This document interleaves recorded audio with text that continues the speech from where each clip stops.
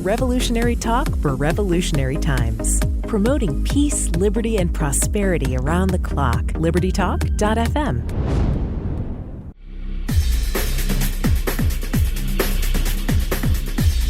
Welcome to Living the Solution with Dr. Elena George. Today I'm very excited to have this show because I love having this guest on. He is an investigative journalist, somebody who's not afraid to speak truth to power, and has been following the ongoings of our politics, of our election cycle. And we're in a position now, I don't know what your politics are, but there's choices that need to be made. And I, for one, was curious specifically about this mail-in voting because I think it's being conflated. So I wanted to have Mr. Matthew Vadum come on. He's an investigative journalist. He is a contributor to the Epoch Times, and he is also a documentarian who's done awesome work and has a web-based documentary series, the America Under Siege series. And I'm sure we'll speak about that during the time that we're on with each other. But I wanted to thank you so much, Mr. Vadum, for coming on, because I read your article about the election, and I think it's something that we as Americans need to understand. We're being told so many things. I'm not sure they're all true. The media says one thing, the Democrats say one thing, the president is saying something else, and I'm finding it very confusing. So first of all, welcome. Thank you for taking time. Well, thank you for inviting me. Happy to be here. Oh, it's a pleasure. I really enjoyed our last conversation. Great. So I enjoyed it too. Oh, that's good. So I want to get right down to it about the nuts and bolts. What is mail-in voting versus absentee voting? Is there a difference? Well, the absentee vote, I'm not an election lawyer, but the idea is that if you're not going to be able to vote on election day, in I guess all states, you can vote absentee, and in many states you don't even have to have an excuse, whereas in others you have to have an excuse. You have to have a valid reason for not absentee voting. Absentee voting, as I understand it, again, I'm not an election lawyer, so I don't know all the procedures. I just have a big picture view of what's going on. You can vote absentee in advance, in person, or you can vote absentee via mail. Okay, sometimes when people vote absentee, a witness will be required. Sometimes it's not. It really depends on the jurisdiction that you're voting in. So absentee voting and mail-in voting are not 100% the same thing, but there's a large overlap between the two. What we're talking about, what the controversy is in the current election coming up, the November 3rd presidential and off-year congressional elections, is about mail-in voting, because the COVID-19 pandemic has made some people fearful of casting ballots at their polls, even though I think there have been studies saying that there's no undue risk. There's no greater risk of catching COVID-19 by voting in person at a precinct, a voting precinct, a polling station, than there is just in going about your everyday life. But it's something some people are fearful of, and they want to be able to vote in person. And a lot of governors have been making emergency orders to try to make it so that everyone is voting by mail, as is the case in some states right now, like Washington State and Oregon State, where I think everyone votes by mail, and possibly Utah, and I think there's 2 other states where they do that.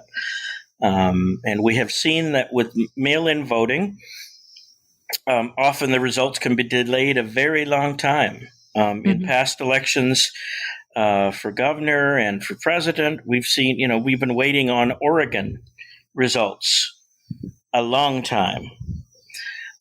Usually that's not much of a problem, because we know that in presidential elections, because we know that Oregon is going to vote Democrat unless there's some seismic event over there that makes people change their partisan bent. But it's now there's going to be so many states where people are voting, where all the voting is done, all or almost all of the voting is done by mail, that there's a good chance the election will not be resolved on the evening of November the 3rd. Or even the next morning. It could drag on for days or weeks or months. We don't really know for sure. If one candidate doesn't convincingly beat the other, we could be in for a long wait for the ultimate result. And I think that's what people are worried about.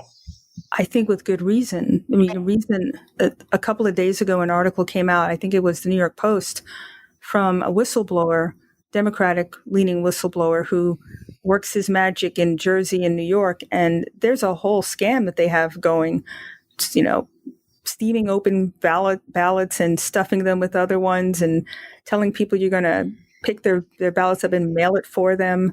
I mean, there's stories all over the country where, I think it's Nevada maybe, that they found, or they were sent ballots pre-filled out, so I just, in terms of my vote, I want it to count. I don't want it watered down. I don't want somebody negating my vote. There's stories of mail carriers throwing whole ballot boxes out and being able to see the envelope and know that it's a Democrat or a Republican envelope. So right. And there's always stories about people, about letter carriers and people who work at the U.S. Postal Service, weird hoarders keeping bags of mail. Mm-hmm. And we don't know if they had any sort of ill intent to affect an election, or if they're just sick people who like to hoard mail. So I assume that they're trying to do it to affect an election, but who knows really? But these things always happen. We hear about them every election, and sometimes they affect the result. Like a few years ago, when Al Franken was running against the incumbent Norm Coleman for the U.S. Senate seat in Minnesota some years back. Norm Coleman won narrowly on election night, but then they just kept voting. They just kept counting the votes, and they just kept finding new boxes of votes that they'd missed somehow. Isn't that miraculous? And all of them helped. And every time they found a new tranche of votes somewhere, it benefited, without exception, Al Franken. And eventually Al Franken was declared the winner after a hotly contested recount process that lasted for months.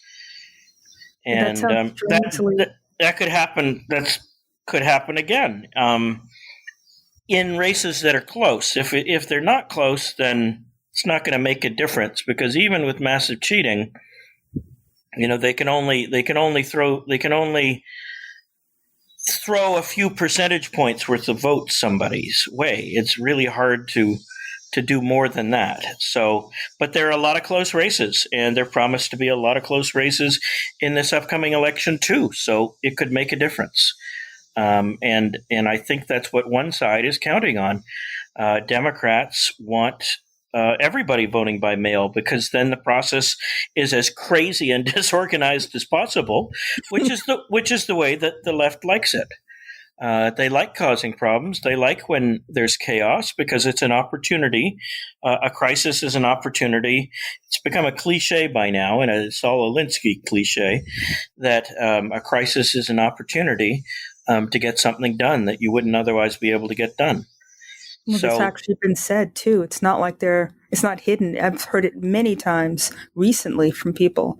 Never let a good crisis go to waste. Right, and just like COVID-19, or what at the Epoch Times they call the CCP virus, because in Chinese Communist Party virus, since China unleashed this disease, this virus on the world, whether it was engineered in a lab or discovered out in a forest somewhere and then basically bottled and mass produced, or whether they just acted negligently or deliberately tried to get Chinese nationals all infected with the virus to spread all over the world in order to end, particularly the United States. China is to blame, so I think it makes sense. I'm digressing a bit, but I think it makes sense to call it the CCP virus, because it's that's who caused it. I don't think you're digressing at all. I think it's a big picture that we just, we're in one piece of it with mail fraud, or secure elections. But I believe that the COVID situation, I believe the Chinese influence in our democracy, in our Congress, and throughout our political structure actually does play a role with this. And Yeah, I like to ask you more. forget Russia. What did they do? They spent, after they studied this issue to death, they found that Russia spent something like $6,000 on Facebook ads. I know. And that's supposed to have thrown the election in 2016? Come on. Give me No, a these are break. thousands That's of nothing. dollars. That's No, it's nothing. nothing. I agree. And they really blew it out of proportion. But I want to take our first break and come back, because I think that's a really important point that people who just listen to mainstream media, I don't think they really get. So let's take our first break. You're All right. living in the solution. Welcome back to Living the Solution. We're speaking with Mr. Matthew Vadum. And I think before the break, you were doing a wonderful job of explaining, or starting to explain, a bigger picture. I always have the mantra of follow the money and who stands to gain. And if anybody's paying attention, we don't have the same relationship that we have with China. It seems to be a lot more adversarial. It seems like we're taking our power back. There's a lot of money that's in the breach. And I think that they would prefer that things change and go back to the way they were. So, money's everywhere within our political system. And every day I'm reading about how the Chinese are influencing the economics of various states, have adversarial relationships with various governors. And I don't know if you heard this, but they were leaning on various states and governors to do their bidding. Otherwise, they would pull their business and ruin them economically. Did you hear that? Yeah. I'm not an expert on what China is doing, but I know they do interfere in other countries' affairs, including the United States, even more heavily so in places like Australia and New Zealand, which are, more, I guess, strategically important to China because they're right in their own backyard, so to speak, and they're very heavy-handed. You've now seen in the United States, there's an effort to close down the Confucius institutes, which are basically little hotbeds of subversion of People's Liberation Army, Chinese Red Army activity, and centers of propaganda and domestic subversion in the United States that pose as, I guess, basically as cultural exchange centers between the United States and the People's Republic of China, but their true mission is not a benign one. How do we get to that point that a foreign country, an adversary, has this much power over our education system? And I remember at some points in a couple of administrations ago that we were outsourcing parts of our military vehicles and planes, et cetera, to China, which makes absolutely no sense to me that you would have them have that much control over your military infrastructure, I should say. You mean like for spare parts and stuff? Spare parts for the communication systems, guidance systems. It really was quite a threaded through relationship, which on the face of it makes no sense. And I think that when the current administration got in there, they took that away and took all that outsourcing back so the United States controlled it. Or at least are in the process of doing. I don't think it's like a switch you can just flip.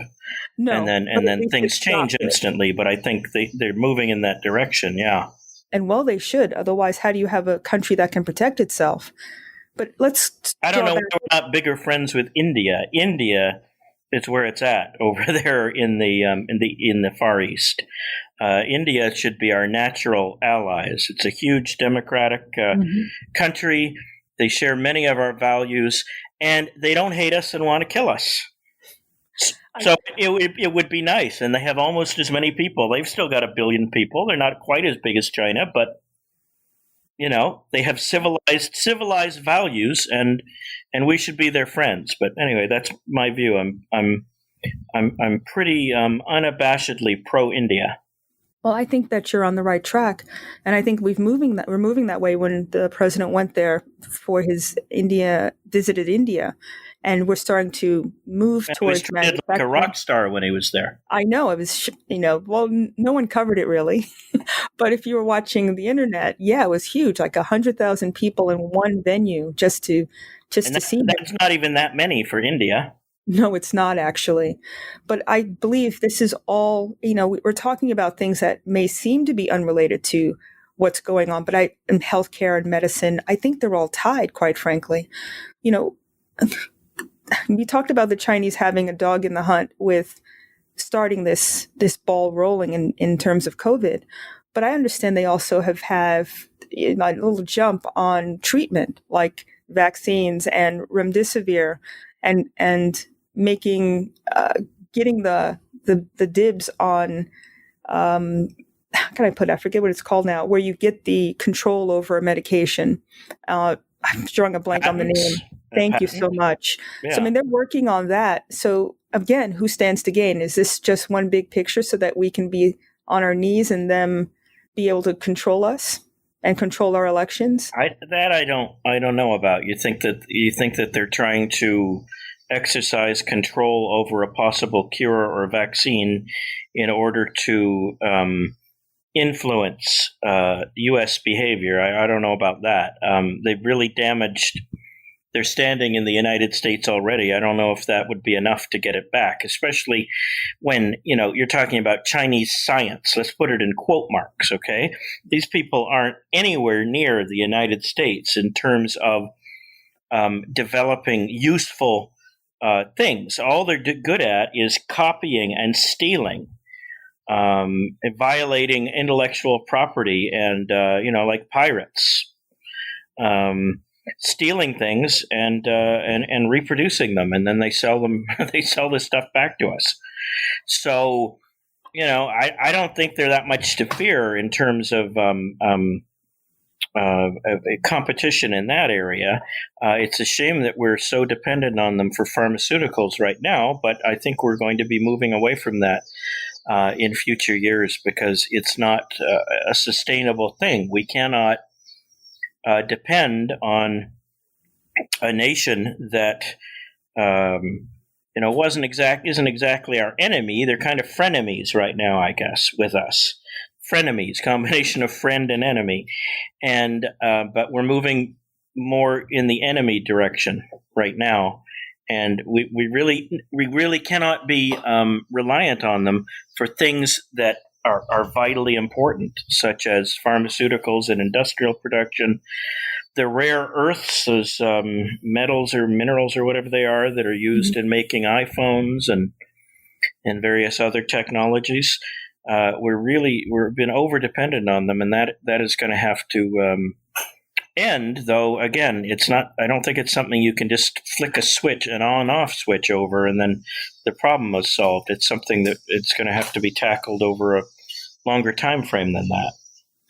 I think you have to get started, though, and it's nice to see us starting to unhook ourselves from that and bringing our pharmaceutical capability back to the United States. Yeah, and I'm really glad you didn't ask me to explain what rare earths are, because then I would have looked very foolish. Well, no problem. I kind of know what these are. It's earth. It's dirt. That's rare. Yeah, that's it. Basically. But I think we're bringing that as well back to the United States, or finding other countries to do it. Yeah, I think China has most of it, but I'm not sure. Well, China has, they've gone out and gotten it by befriending various developing countries and buying up property. I mean, they're very good at what they do. But even if it wasn't China, let's be clear, I don't think one country in the world should have this much power over these many things in a supply chain. I don't think it's healthy. So what happens if the country has some sort of catastrophic incident? The whole world is going to be, out of trouble. We shouldn't be overly dependent or beholden to them. That is, it's a bad idea strategically. Agreed. And now I think everybody's aware of that. And I think maybe the COVID had a bit of a boomerang effect where now we are watching. And I think as consumers, as healthcare workers, everybody's now looking at things, I think, with a different take. And, the voting aspect, to me, this is one of the most important elections that's ever going to happen because we're at a crossroads. And I see it as, democracy versus Marxism. I don't know how you see it, but it seems to be that if the powers that are currently at odds with the government win, this voting situation will end. I don't believe we'll have votes in the same way in the future. It won't count for much. Or the government will be so powerful it won't matter. Exactly. It won't matter who you elect. And that's scary, actually. Well, that's the goal of the far left, which has taken over isn't quite the marginal little fringe like thing that we thought of. It was like we thought of it as in previous years. Now they control the Democratic Party. The inmates are running the asylum. Yeah, they are kind of. I would take away that qualifier, kind of. I'm trying to be nice. I don't think you need to be. They are running the asylum. These people are dangerous and kooky, and there are problems with Republicans. Donald Trump himself isn't perfect, but gee whiz, compared to these people who want riots and murder in the streets in order to advance their cause. And then, did you see there was some Democratic operative who was on the Tucker Carlson show when Kamala Harris was named as the VP, as the vice presidential candidate to go on the ticket with Joe Biden. And then the other guy was so upset, the professional careerist Democrat was so upset because Tucker Carlson didn't pronounce it Kamala. He said Kamala or something like that, which based on the way it's spelled seems reasonable. And I don't think he meant anything by it. But this other guy, I thought, what was his name? Richard Goldstein or something. That guy. Bald guy, very obnoxious. Yeah. But anyway, he got very, very upset and just, oh my God, it's terrible. You're being a racist and a sexist by deliberately mispronouncing her name. Yeah, I don't quite see it. I don't see it at all. But No. That's what they've done. But her name is the least of her problems. She's a horrible person, but that's a whole nother. You could have shows on that. I certainly could, and talk about the hypocrisy of what the left represents about freedom and being your best self and pursuing what you're put on this earth to do. That's not what they stand for, and that's not what we're seeing. And let's take our second break because I want again to go through a little bit of. They're showing themselves. This is not something that's benign. If you live in any state that's been locked down, I think you know exactly what to expect coming down the road. On that note, let's take our second break. You're living in the solution. Sedera's medical cost-sharing community is a refreshing approach for managing large and unexpected healthcare costs. This surprisingly affordable non-insurance solution is centered on people helping people. If you're looking for an intentionally non-status quo approach to managing healthcare costs, Sedera is exactly what you're looking for. Visit sedera.com/control your health. That's sedera.com/control your health.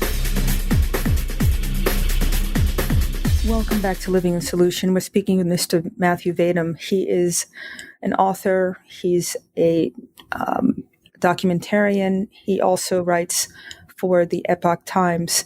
And before we were taking the break, we were talking about what's really out there. I mean, this is the COVID crisis has been a very interesting experience, in my opinion, because people who always tout about inclusivity and diversity and being letting people live their lives have been shown to be absolute totalitarians and lawlessness, and they stand for death and destruction.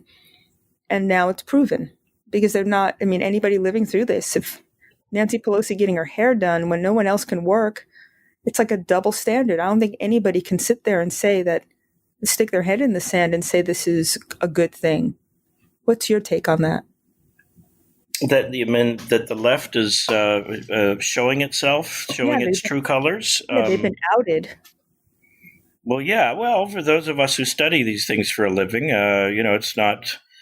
it's nothing new to us. But they've really the problems with the COVID-19 and with race relations have really brought it out into the open, and that's the fact that the left wants to destroy the United States. They're not.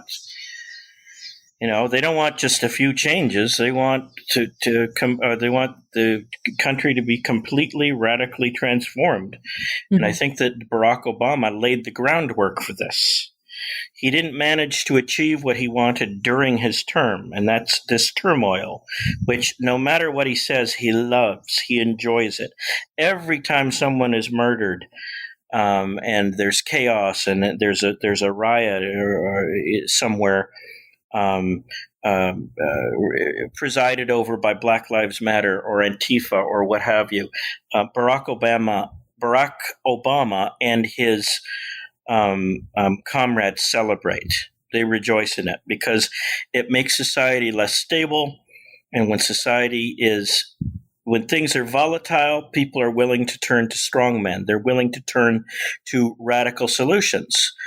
Such as socialism and communism, that if things were going well, they would never consider. No, you'd have to be a total idiot to favor, giving the government total control over the economy if things were going well. But the idea is more appealing to a lot more people when things are not going so well, because they don't understand economics. They don't understand that a lot of the problems were caused by government intervention in the first place, and it goes on like that. So it becomes a situation that it gets harder for free market people and conservatives to talk their way out of, because it's harder to make the case for liberty than it is for tyranny, for strong governmental responses. The case, rhetorically at least, is very easy to make. All you have to do is appeal to emotion. But liberty, is much more difficult to argue for. Ordered liberty, like we're supposed to have in the United States under the U.S. Constitution that was given to us by the founding fathers and the framers to the Constitution. The left is making extreme solutions seem more appealing right now, and fortunately, polling seems to be suggesting that people are growing disenchanted with Antifa. Mm-hmm. No longer, there was a time when a lot of people just a few months ago were starting to view them as freedom fighters. Same with Black Lives Matter. They were starting to view them as a necessary tonic for the nation's, a necessary antidote to the nation's racial problems. And now the public is turning away from that, because it's not. Have you ever gotten into an argument with a Black Lives Matter supporter? It's like smashing your head against an impenetrable wall. They say, "Oh, you don't think that Black Lives matter?" No, I think all lives matter. Oh, but the Black lives are in danger. Well, no. Not really. Maybe they were under Jim Crow, which Democrats brought in, but not anymore. And what's this crap about white supremacy? This is just the strange stuff from the fringes of postmodernism in English departments in universities, and it's just pure insanity. And now and critical race theory and critical legal theory and all these critical theories, it's just people are starting, I think, to turn away from it because they realize how dangerous it is, even though they don't fully understand these trends. But which are, actually kind of hard to understand to begin with. Because they don't make sense. So if you do take a knee and you are part of the, if you happen to be white and you're part of the, I understand and I commiserate with you, it's never enough. Ask the mayor from Portland, He's all in, but they still want to burn his house down, and they still want him to quit. So no matter, I wouldn't feel sorry if something happened to him, but am I allowed to think that? Am I a bad person? I think that you're honest. That's what I think. Okay. I don't want it to happen to him, but if it did, it's like, I wouldn't lose any sleep over it because he brought it on himself. But anyway. Well, I think, I guess I'm a terrible person. Let's talk about what's really happening. He is fomenting violence against people who are citizens in his city. Ted Wheeler, is the Antifa mayor of Portland, Oregon. You're right. And the only people getting hurt are citizens, business owners, Black-owned businesses. It's amazing. You have people put up signs that it's Black-owned or minority-owned, and they get wiped out just like the rest of them because ultimately you're the enemy. If you're not part of their system, I don't care what color you are, they're going to see you as the enemy and take you out. Right. And now they're demanding that white people give up their houses to Black people? Shocking. Yeah. Based upon what? Institutional racism. Yeah. I still don't know what that is. What is that? They claim that the system is rigged against people of color. And you know what's really funny? They're in colleges and they're the 1%, or they're athletes making millions of dollars, and it's not Black people giving them that money. It's white people. So how much racism can there be? And my thing is, if you feel so bad, maybe you should quit. Right. It's so hypocritical. Do what I say, not what I do. Right. You're supposed to eat dirt and live in a 4x4, but they know what's best for you. I mean, honestly, the best thing that could have happened from this is that these influencers get outed and we stop listening to them. Just turn it off. They don't help you. They paying your mortgage? Are they buying your groceries? Do they give you a job? The answer is no. Right. Absolutely. Yeah, they're it's insanity, and it's very hard to think your way through insanity, through psychosis, through people who can't think, and to understand them. It's worth trying, I guess, but it's not easy. Well, it's like any bully. You know, if you say that I'm done, I'm not doing this anymore, it stops. But I think I know most people don't want to have any kind of confrontation. I understand that. That is a natural human emotion, just not to do it, not to bother. And if I put my head down, it'll all go away. But I don't think that's going to happen. I think it emboldens them. I think that makes them more violent. And I think it makes them think that they got this, right? So I'm not fomenting, I don't think people should be violent, but you should stand up for your rights. And if you don't believe something, like someone coming to you and telling you put your fist up in solidarity, you don't believe that, then right, cornering them, surrounding them at a restaurant, like that happened to that woman, the diner in Washington D.C., who actually said that she was sympathetic to the Black Lives Matter movement, but she didn't like to be forced to do things. Why can't they just let her eat in peace? And that's not good enough, because it's never enough for these revolutionary radical nuts. It's never enough. You can never satisfy them. Well, I think like you said, the fact that Antifa is no longer as seen as the Robin Hoods or or whatever they were seen as, whatever they were seen as, that's not the case anymore. They're literally violent in their hit squads. That's what they're becoming. So now they're murdering people in cold blood at their riots. So. And that's a frightening thought. And, chemical weapons like the chlorine bombs and things like that. This has to be, we need law and order, frankly. I don't care what color you are. And, is this, again, another tactic, do you think, to make the election, like make people want to stay home and vote by mail because they're afraid of being, waylaid by one of these Antifa groups? Right. Yeah. It's. I'm glad that people are turning away from them.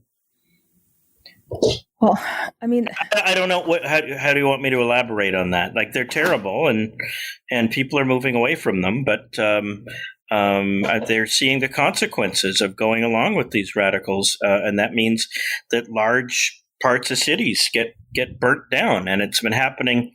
Not just in the usual hotspots, like Chicago and New York and Los Angeles, and to a lesser extent Washington, D.C. It's been happening everywhere. Right. All major cities have been hit by something like 100 of them had been hit with the civil disturbances in recent months, and particularly after the death of George Floyd in Minneapolis, which we're now learning might not have been related to harsh treatment that he received at the hands of the police. So no, it seems like it was fentanyl. And it seems like that. And yeah. maybe the officer was too harsh, and maybe he should be dealt with in some respect. But if they can't prove that it caused his death, then those cops are going to go free. And because they were overcharged to begin with, they are there's going to be more rioting when they go free or when they get convicted of lesser offenses. So it's like this domino or this round. There doesn't seem to be any good way out of the situation. No, except for actually there is, which is to respect each other. On that note, let's take our final break. You're living in the solution. Welcome back to Living the Solution. We're speaking with Mr. Matthew Vadum. And, before the break, there is a solution. I think one is to become educated and stop living in fear. And I think for the last 4 or 5 months, we've been under a pall where if you, God forbid, you're just watching TV or reading the main newspapers, I feel it's like a terrorism kind of attack on people, seniors and everybody. They're afraid to leave their homes. I just find that to be so low. And if you're going to attack the most vulnerable in our society just to win an election, I think that says a lot about your mindset and what kind of person you are. And it just makes it very easy to disengage from this system. And thank God you exist, because reading your blogs and your articles, it makes a big difference, because it's not about just emotion. It's the facts. I mean, just the fact that you're able to tell us about this left-wing movement with Antifa, and they've been coddled just like the gangs were coddled initially by Nancy Pelosi. These people have an agenda. It's almost like they're the military version or squad of this movement, because it's like the Marxist, and then you have the military side of it. You've got the legislative side with the various Democrat and Republican, well, basically Democrat, but I would say there's also Republicans involved with this as well. Whoever's getting money from China or from these entities, they're also part of the problem, aren't they? Well, yeah, definitely. They're in the pocket of whoever is taking money from China is in the pocket of the Communist Party of China, and can't be trusted. And we have to curtail the influence of China in American affairs, including in American electoral politics. They're the real foreign power intervening in U.S. elections, not Russia, which has had some involvement, but nothing that's been nothing that's actually had much of an influence on anything.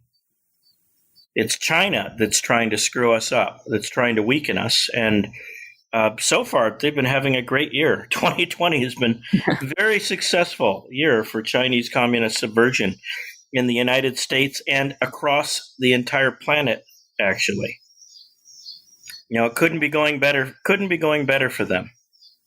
Well, hopefully they hit a road bump with this COVID situation, the whole world being locked down and economies being decimated, people dying unnecessarily. I hope that people are realizing or going back to how did this start and how did we get into this situation, and to unravel and untie themselves as we are doing from the Chinese and the CCP specifically. From the standpoint of the election, the fact that Joe Biden has a history so intertwined with China, that should give people pause, shouldn't it? Absolutely. He's China's boy. He's and his family, Hunter Biden, business relationships with China, business relationships that I thought Hunter Biden said he was going to end, but apparently has not. He's still on various corporate boards of Chinese companies, at least last time I checked a few weeks ago. Mm-hmm. And nothing has changed. Joe Biden is there to, he's gotten, this is a guy who's been in politics his whole life, basically, and he's deeply corrupt in the sense that he is beholden to his masters in Beijing. He takes orders from them, so to speak, and from the rest of the international activist left, and from George Soros and all these people. He is doing things as vice president and as U.S. Senator from Delaware. He did things to help China, and he's going to do more things to help China if he is elected president of the United States, which is a scary thought. And then if he's elected president, how long is he actually going to serve as president? Because he's pretty clearly senile now. His Alzheimer's seems to be getting worse. And, how long would it be before Kamala Harris takes over and becomes president of the United States after Biden is after he dies in office or is declared incompetent under, I guess it's the 25th Amendment, and removed by the cabinet, because it's going to happen. If he's elected president, he's not going to serve. There's no way he's going to serve a 4-year term. Kamala Harris is really, this election is about electing Kamala Harris president of the United States.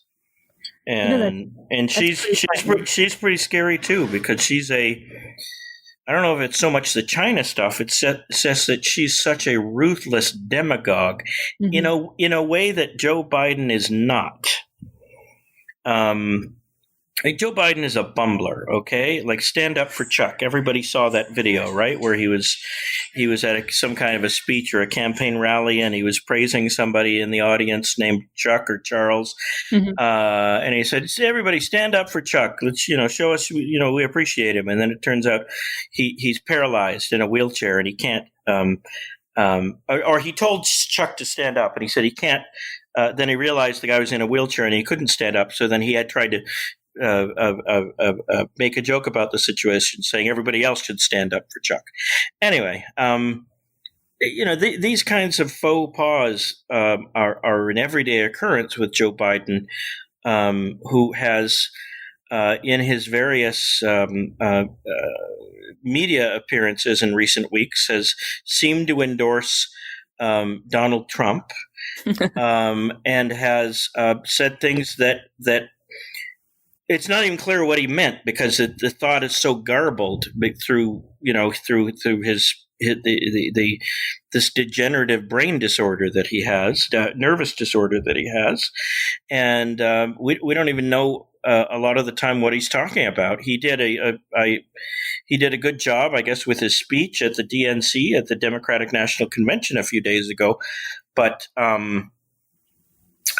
that was a really important thing. I'm sure he got really, really hyped for it, and his adrenaline was flowing, and he realized how important it was, so he didn't screw up the speech. But everybody knows that's not what he's like in everyday life, and that he is barely able to function. And it's sad that the Democrats are still putting him up for office, and it's obvious that he's just intended to be a placeholder for somebody else. The most obvious replacement being his vice president, if he gets elected, Kamala Harris. I think it's very cynical, frankly. Yes. And let's talk about her, because if she is the standee, he's the standee for her, you're absolutely right. I've read articles about how she conducted her office as the AD, the Attorney General of California. Right. Prison system. Oh, my God.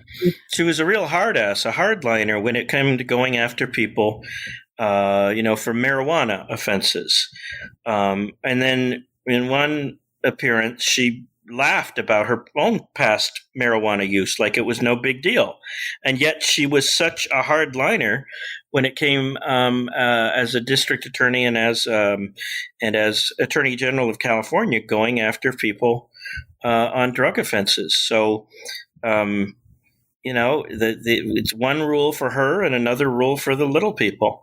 I agree. And this is what she stands for. And she is, is quite ruthless and demagogic, as I say, in a way that Joe Biden is not, in a way that Joe Biden could never get away with. She's also attractive and charming. Like, if you didn't know any better, you'd think, oh, she's okay. What's wrong with her?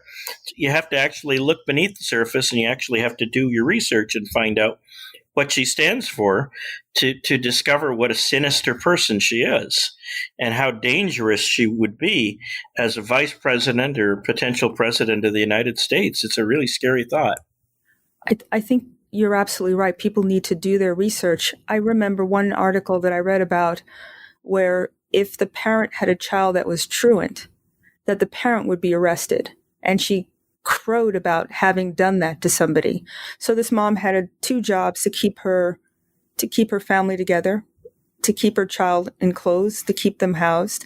And so the kid didn't go to school, I guess, a couple times, and the mom got arrested. So there's no empathy. I don't find that any warmth, empathy.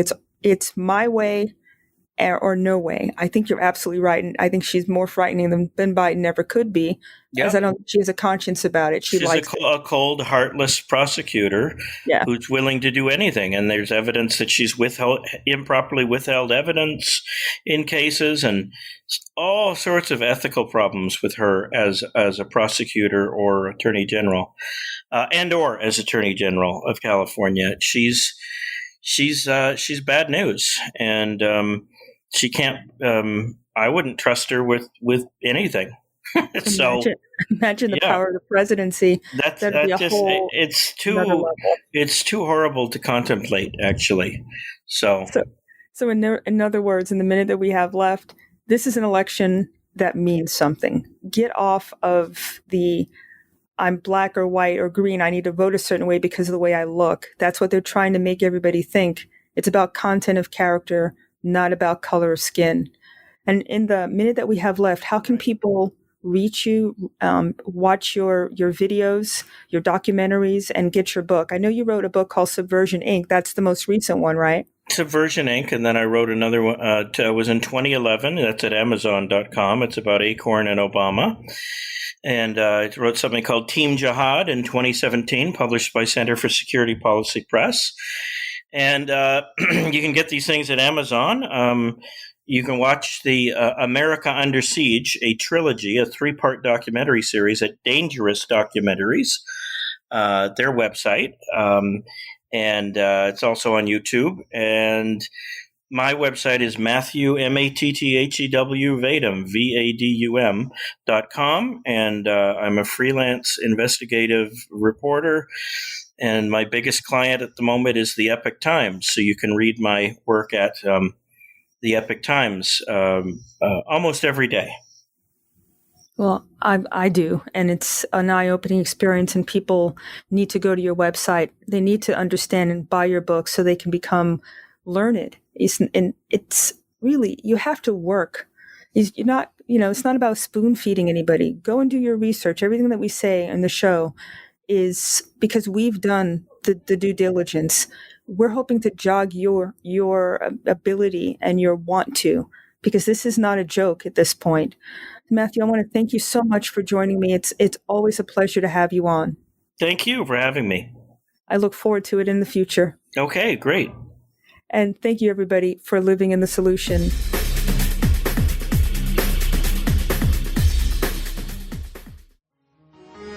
Revolutionary talk for revolutionary times. Liberty Talk FM.